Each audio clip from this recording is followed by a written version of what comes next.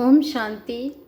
आज 15 अक्टूबर 2024 की प्रातः मुरली में बाबा ने कहा, मीठे बच्चे, तुम सबकी आपस में एक मत है। तुम अपने को आत्मा समझ एक बाप को याद करते हो तो सब भूत भाग जाते हैं। मीठे बच्चे, तुम सबकी आपस में एक मत है। तुम अपने को आत्मा समझ एक बाप को याद करते हो तो सब भूत भाग जाते हैं। प्रश्न है, पद्मा पदम भाग्यशाली बनने का मुख्य आधार क्या है? उत्तर है, जो बाबा सुनाते हैं उस एक एक बात को धारण करने वाले ही पद्मा पदम भाग्यशाली बनते हैं। जज करो बाबा क्या कहते हैं और रावण संप्रदाय वाले क्या कहते हैं। बाप जो नॉलेज देते हैं उसे बुद्धि में रखना, स्वदर्शन चक्रधारी बनना ही पद्मा पदम भाग्यशाली बनना है। इस नॉलेज से ही तुम गुणवान बन जाते हो। ओम शांति। रूहानी बाप अंग्रेजी में कहा जाता है स्पिरिचुअल फादर। सतयुग में जब तुम चलेंगे तो वहाँ अंग्रेजी आदि दूसरी भाषा तो होगी ही नहीं। तुम जानते हो सतयुग में हमारा राज्य होता है, उसमें हमारी जो भाषा होगी वही चलेगी। फिर बाद में वह भाषा बदलती जाती है। अभी तो अनेकानेक भाषाएं हैं, जैसा जैसा राजा वैसी वैसी उनकी भाषा चलती है। अब यह तो सब बच्चे जानते हैं। सब सेंटर्स पर भी जो बच्चे हैं उनकी है एक मत, अपने को आत्मा समझना है और एक बाप को याद करना है ताकि सब भूत भाग जाएं। बाप है पतित पावन। 5 भूतों की तो सब में प्रवेशता है। 5 भूतों की तो सब में प्रवेशता है। आत्मा में ही भूतों की प्रवेशता होती है। फिर इन भूतों अथवा विकारों का नाम भी लगाया जाता है देह, अभिमान, काम, क्रोध आदि। ऐसे नहीं कि सर्वव्यापी कोई ईश्वर है। कभी भी कोई कहे कि ईश्वर सर्वव्यापी है तो कहो सर्वव्यापी आत्माएं हैं और इन आत्माओं में 5 विकार सर्वव्यापी है। बाकी ऐसे नहीं कि परमात्मा सर्व में विराजमान है। परमात्मा में फिर 5 भूतों की प्रवेशता कैसे होगी? एक एक बात को अच्छी रीति धारण करने से तुम पद्मा पदम भाग्यशाली बनते हो। दुनिया वाले रावण संप्रदाय क्या कहते हैं और बाप क्या कहते हैं, अब जज करो। हर एक के शरीर में आत्मा है, उस आत्मा में 5 विकार प्रवेश हैं। शरीर में नहीं, आत्मा में 5 विकार अथवा भूत प्रवेश होते हैं। सतयुग में यह 5 भूत नहीं है, नाम ही है डिटी वर्ल्ड। यह है डेविल वर्ल्ड। डेविल कहा जाता है असुर को। कितना दिन और रात का फर्क है। अभी तुम चेंज होते हो, वहाँ तुम्हारे में कोई भी विकार, कोई अवगुण नहीं रहता। तुम्हारे में संपूर्ण गुण होते हैं। तुम 16 कला संपूर्ण बनते हो। पहले थे फिर नीचे उतरते हो। बाबा ने कहा, इस चक्र का अभी मालूम पड़ा है। 84 का चक्र कैसे फिरता है। हम आत्मा को स्व का दर्शन हुआ है, अर्थात इस चक्र का नॉलेज हुआ है। उठते बैठते चलते तुमको यह नॉलेज बुद्धि में रखना है। बाप नॉलेज पढ़ाते हैं। यह रूहानी नॉलेज बाप भारत में ही आकर देते हैं।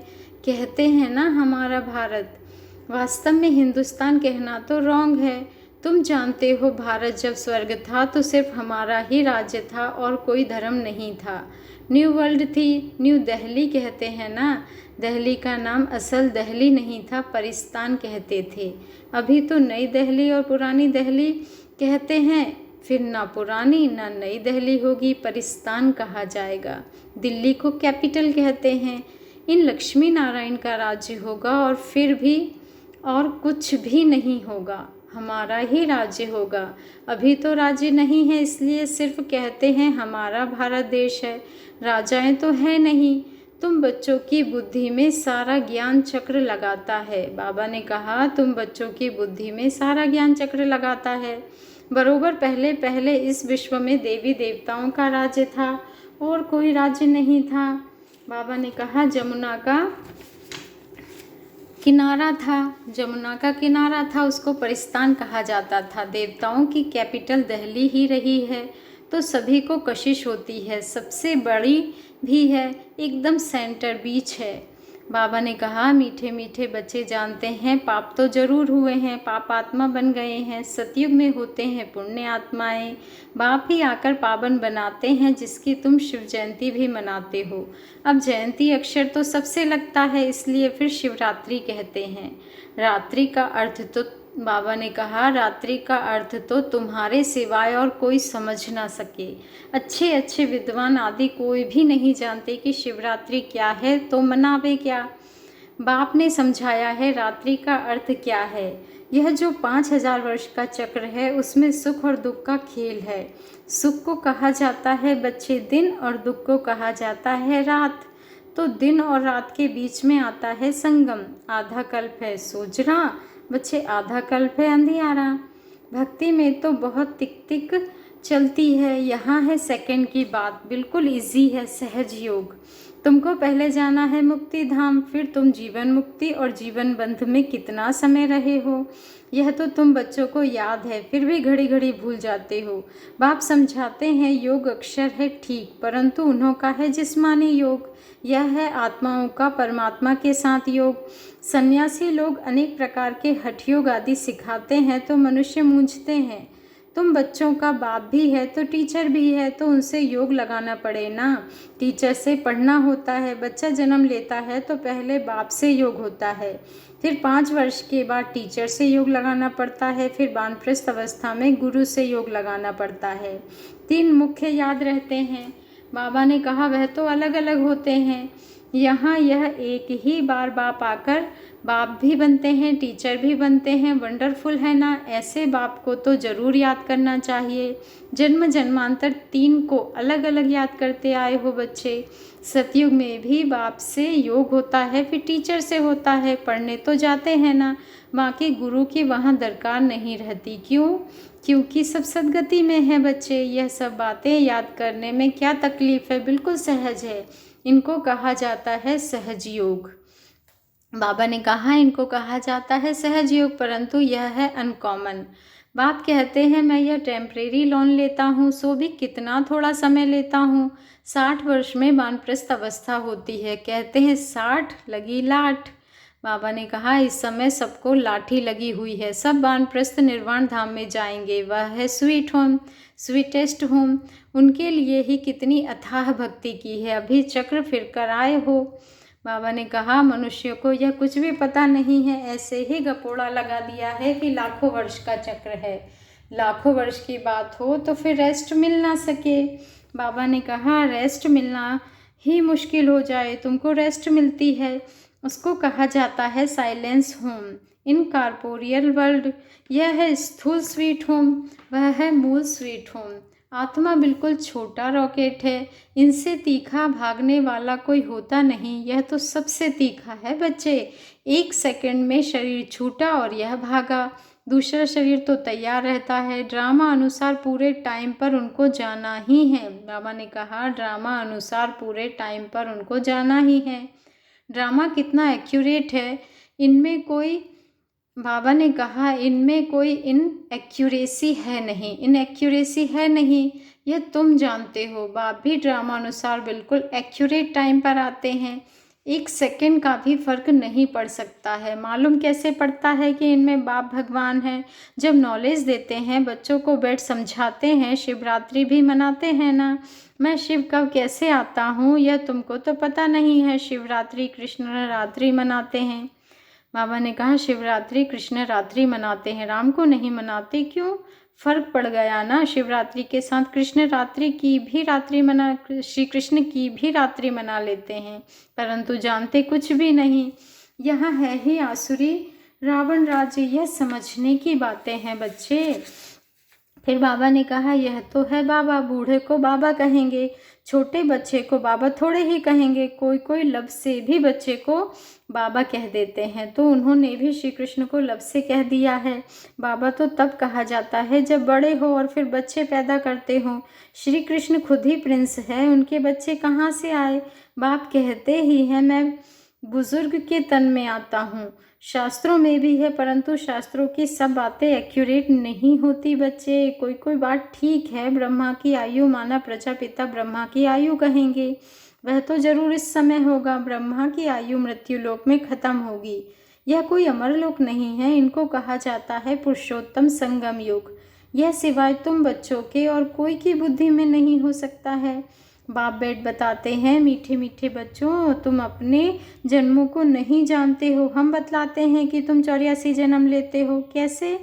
तो भी तुमको पता पड़ गया है। हर एक की आयु 1250 वर्ष है और इतने इतने जन्म लिए हैं। 84 जन्मों का हिसाब है ना बच्चे। 84 लाख का तो हिसाब हो ना सके। इनको कहा जाता है 84 का चक्र। 84 लाख की तो बात ही याद ना आए। यहाँ कितने अपरम अपार दुख हैं बच्चे। कैसे दुख देने वाले बच्चे पैदा होते रहते हैं।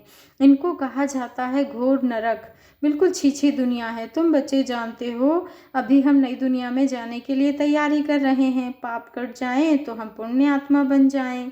बाबा ने कहा पाप कट जाएं तो हम पुण्य आत्मा बन जाएं। अभी कोई पाप नहीं करना है बच्चे। एक दो पर काम कटारी चलाना, यह आदि मध्य अंत दुख देना है। अभी यह रावण राज्य पूरा होता है। अभी है कलयुग का अंत। यह महाभारी लड़ाई है अंतिम। फिर कोई लड़ाई आदि होगी ही नहीं। वहाँ कोई भी यज्ञ रचे नहीं जाते। जब भी यज्ञ रचते हैं तो उसमें हवन करते हैं। बाबा ने कहा कि बाप ने भी यह जो रुद्र यज्ञ रचा है, इसमें बच्चे अपनी पुरानी सामग्री सब स्वाहा कर देते हैं। अब बाप ने समझाया है, यह है रुद्र ज्ञान यज्ञ। रुद्र शिव को कहा जाता है बच्चे। रुद्र माला कहते हैं ना। निवृत्ति मार्ग वालों की प्रवृत्ति मार्ग की रस्म रिवाज का कुछ भी पता नहीं है। निवृत्ति मार्ग वालों को प्रवृत्ति मार्ग वालों की रस्म रिवाज का कुछ भी पता नहीं है। वह तो घर बार छोड़ जंगल में चले जाते हैं। नाम ही पड़ा है सन्यास। किसका सन्यास? घर बार का। खाली हाथ निकलते हैं। पहले तो गुरु लोग बहुत परीक्षा लेते हैं, काम कराते हैं। पहले भिक्षा में सिर्फ आटा लेते थे, रसोई नहीं लेते थे। उन्हों को जंगल में ही रहना है। वहाँ कंद मूल फल मिलते हैं। यहाँ भी गायन है। जब सतो प्रधान सन्यासी होते हैं तब यह खाते हैं। अभी तो बात मत पूछो क्या क्या करते रहते हैं। इसका नाम ही है विशेष वर्ल्ड। बाबा ने कहा वह है वाइसलेस वर्ल्ड। तो अपने को विशेष समझना चाहिए ना बच्चे। बाप कहते हैं सतयुग को कहा जाता है शिवालय, वाइसलेस वर्ल्ड। यहाँ तो सब है पतित मनुष्य, इसलिए देवी देवता के बदले नाम ही हिंदू रख दिया है। बाप तो सब बातें बैठ समझाते रहते हैं। तुम असल में हो ही बेहद बाप के बच्चे। वह तो तुम्हें 21 जन्मों का वर्षा देते हैं। तो बाप मीठे मीठे बच्चों को समझाते हैं, जन्म जन्मांतर के पाप तुम्हारे सिर पर है। पापों से मुक्त होने के लिए ही तुम मुझे बुलाते हो। साधु संत आदि सब पुकारते हैं, हे पतित पावन। अर्थ कुछ भी नहीं समझते हैं, ऐसे ही गाते रहते हैं बच्चे, ताली बजाते रहते हैं। उनसे कोई पूछे परमात्मा से योग कैसे लगावे, उनसे कैसे मिले, तो कहेंगे वह तो सर्वव्यापी है। बाबा ने कहा क्या यही रास्ता बताते हैं? कह देते वेद शास्त्र पढ़ने से भगवान मिलेगा, परंतु बाप कहते हैं। कौन कहते हैं? बाप कहते हैं मैं हर 5000 वर्ष के बाद ड्रामा के प्लान अनुसार आता हूँ। यह ड्रामा का राज सिवाय बाप की और कोई नहीं जानते। लाखों वर्ष का ड्रामा तो हो ही नहीं सकता है। अब बाप समझाते हैं यह 5000 वर्ष की बात है बच्चे। कल्प पहले भी बाबा ने कहा था कि मन मना भाव। यह है महामंत्र, माया पर जीत पाने का मंत्र। बाप ही बैठ अर्थ समझाते हैं, दूसरा कोई अर्थ नहीं समझाते। गाया भी जाता है ना, सर्व का सद्गति दाता एक। कोई मनुष्य तो हो नहीं सकता। देवताओं की भी बात नहीं है, वहाँ तो सुख ही सुख है। वहाँ कोई भक्ति नहीं करते। भक्ति की जाती है भगवान से मिलने के लिए। सतयुग में भक्ति होती नहीं, क्यों? क्योंकि 21 जन्मों का वर्षा मिला हुआ है। तब गाया भी जाता है दुख में सिमरन सब करे। यहाँ तो अथाह दुख है बच्चे। घड़ी घड़ी कहते हैं भगवान रहम करो। यह कलयुगी दुखी दुनिया सदैव नहीं रहती बच्चे। सतयुग त्रेता पास्ट हो गए हैं, फिर होंगे। लाखों वर्ष की तो बात ही याद नहीं रह सकती है। अब बाप तो सारी नॉलेज देते हैं, अपना परिचय भी देते हैं और रचना के आदि मध्य अंत का राज भी समझाते हैं। 5000 वर्ष की बात है। तुम बच्चों को ध्यान में आ गया है। अभी तो पराए राज्य में हो, तुमको अपना राज्य था। यहाँ तो लड़ाई से अपना राज्य लेते हैं, हथियारों से मारा मारी से अपना राज्य लेते हैं। तुम बच्चे तो योग बल से अपना राज्य स्थापन कर रहे हो। तुम्हें सतो प्रधान दुनिया चाहिए। पुरानी दुनिया खत्म हो, नई दुनिया बनती है। इसको कहा जाता है कलयुग पुरानी दुनिया। सतयुग है नई दुनिया यह भी किसको पता नहीं है। सन्यासी कह देते यह आपकी कल्पना है, यहाँ ही सतयुग है यहाँ ही कलयुग है।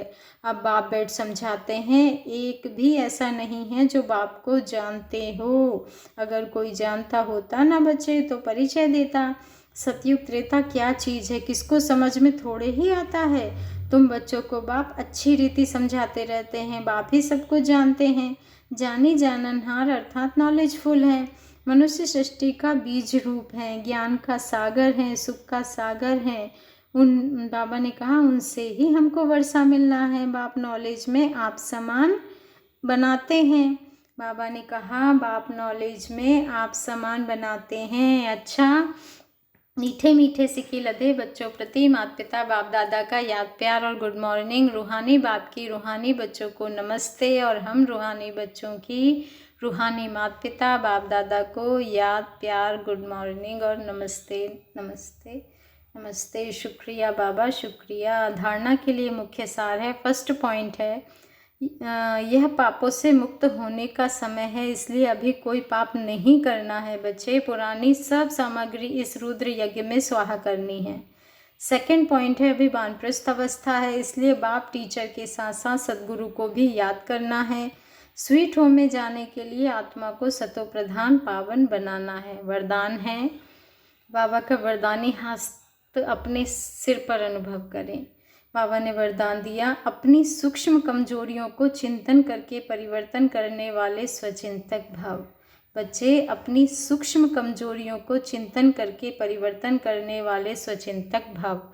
आज का स्वमान है मैं स्वचिंतक आत्मा हूँ। मैं अपनी सूक्ष्म कमजोरियों को चिंतन करके परिवर्तन करने वाली स्वचिंतक आत्मा हूँ। सिर्फ ज्ञान की पॉइंट्स रिपीट करना, सुनना और सुनाना ही स्वचिंतन नहीं है बच्चे, लेकिन स्वचिंतन अर्थात अपनी सूक्ष्म कमजोरियों को, अपनी छोटी छोटी गलतियों को चिंतन करके मिटाना, परिवर्तन करना, यही है स्वचिंतक बनना। बाबा ने स्वचिंतक की कितनी खूबसूरत परिभाषा दी है कि स्वचिंतक अर्थात अपनी सूक्ष्म कमजोरियों को, अपनी छोटी छोटी गलतियों को चिंतन करके मिटाना, परिवर्तन करना, यही है स्वचिंतक बनना।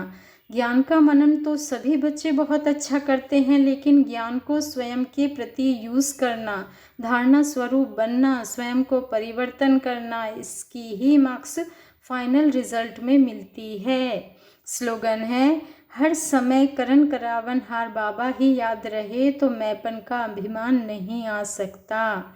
हर समय करन करावनहार बाबा याद रहे तो मैंपन का अभिमान नहीं आ सकता। अच्छा, ओम शांति। शुक्रिया बाबा शुक्रिया।